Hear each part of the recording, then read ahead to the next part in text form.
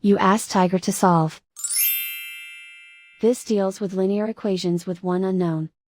The final result is r equals 9. Let's solve it step by step. Simplify the expression. Expand the parentheses. Simplify the arithmetic.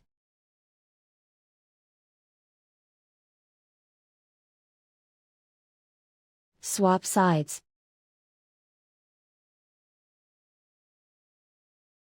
Group all constants on the right side of the equation.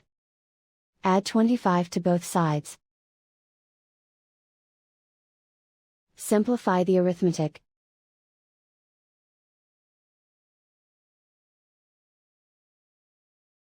Isolate the r. Divide both sides by 3. Simplify the fraction.